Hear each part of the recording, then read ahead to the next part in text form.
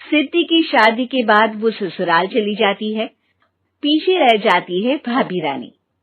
सिद्धि के ससुराल जाते ही भाभी कहती है, अरे वाह जी वाह, सारे कपड़े मेरे। हाय रे पैंट, अरे वाह वाह, मजा आ जाएगा।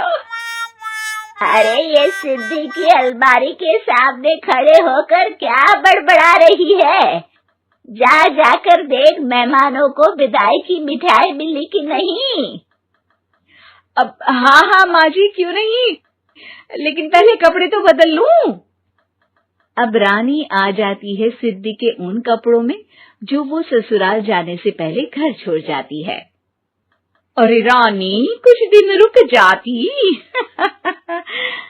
अरे ये तो सिद्धि बिटिया को मैंने ही दिया था, बड़ा ही फबता था उस पर, तुझ पर तो कुछ खास नहीं लग रहा।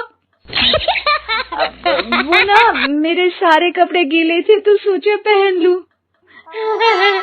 वैसे भी सिद्धि को कौन सा दिन पुराने आउटडेटेड कपड़ों को पहनना है। वैसे भी ये सूट तो मैंने तभी पहना था, वैसे खास है भी नहीं ये। हाँ ठीक है, लेकिन ना मेरी सिद्धि पर तो जमता था। सारे मेहमान चले जाते हैं और सिद्धि ससुराल से मायके पहली बार आती है।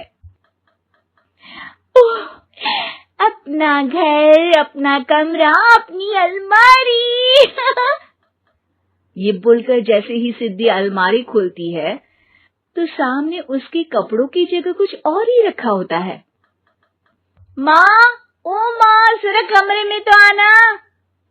सास और रानी वहां पहुंच जाते हैं। रानी ने पहनी होती है सिद्धि की जींस और टी शर्ट। अरे भाभी, ये क्या? ये तो मेरी बड़ी ही महंगी टी शर्ट है, इसे आपने घर में क्यों पहनी है? अरे बहुत मिलती है दीदी ये चौकी मार्केट में, 150 में। ओ भाभी प्लीज, ये एरोपोस्टल है, 2000 की एक टी शर्ट। ओहो, 2000 में तो दीदी 4 साड़ी आ जाए। अब क्या बोलूं? भाभी, ये मेरी अलमारी में छोटू के कपड़े, तो मेरे कपड़े कहाँ है? मेरी अलमारी में? अब दीदी आपको कौन से पुराने कपड़े पहनने थे? माना भाभी, लेकिन मैं जब घर आती तो यही सब पहनती ना। अरे तुम तो बड़ी कंजूस हो दीदी। खैर, वक्त आता है जब सिद्धि ससुराल के लिए रवाना हो रही होती है। अरे रानी, अंदर से सिद्धि का गिफ्ट ले आ, लड़की पहली बार ससुराल से मायके आई है। रानी अंदर जाती है और एक सिंपल सी साड़ी लेकर बाहर आ जाती है। ये लीजिए माँ जी। सास बेटी को गिफ्ट देकर ससुराल भेजती है। अगले दिन रानी एक सुंदर सी साड़ी पहनकर सामने आती है। अरे रानी, ये तो वो साड़ी है जो मैंने सिद्धि को देने के लिए दी थी जब वो ससुराल ले जाती, लेकिन ये तूने कैसे पहन ली? अरे माँ जी, ये साड़ी तो मुझे बहुत पहले से ही पसंद थी, लेकिन चिंता ना करिए, मैंने सिद्धि के लिए भी अच्छी सी साड़ी दी है। हाँ। तभी सिद्धि का फोन आता है। क्या माँ, कुछ अच्छा तो दिया होता ससुराल ले जाने के लिए।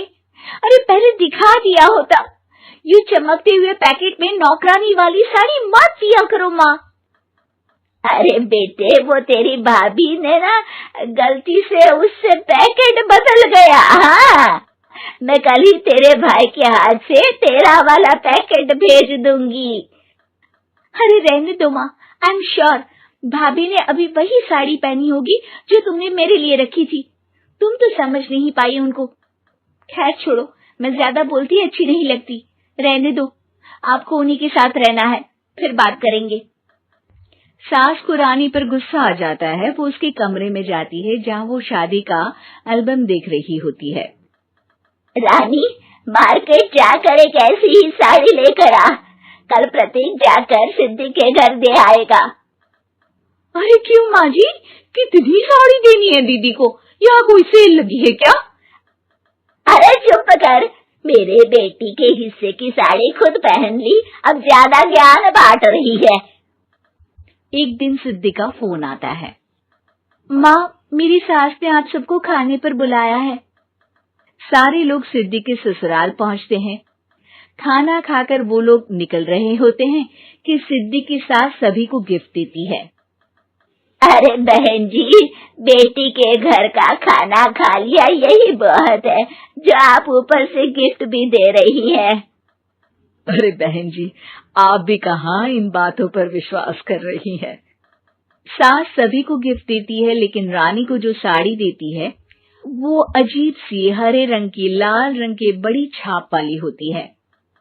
अरे चीची, ये कौन पहनेगा? सासू माँ को तो जरी वाली इतनी सुंदर, और मेरे लिए ये नौकरानी वाली। अरे भाभी, दरअसल मैं जब भी घर आती थी आप वापसी में ऐसी ही साड़ी देती थी ना, तो माँ ने सोचा कि आपको आपकी पसंद की ही साड़ी क्यों ना दी जाए। बेचारी रानी, बोलती भी तो क्या। सिद्धि और सास रानी का चेहरा देखकर हंसने लगती है, तो रानी समझ जाती है कि अपने ही बिछाए जाल में वो फंस चुकी है। उम्मीद है कि आपको हमारी ये कहानी पसंद आई होगी। कृपया हमारे चैनल को सब्सक्राइब करें और सभी अपडेट्स के लिए बेल आइकन जरूर क्लिक करें। और हाँ, वीडियो लाइक और शेयर करना मत भूलिएगा। Bye bye.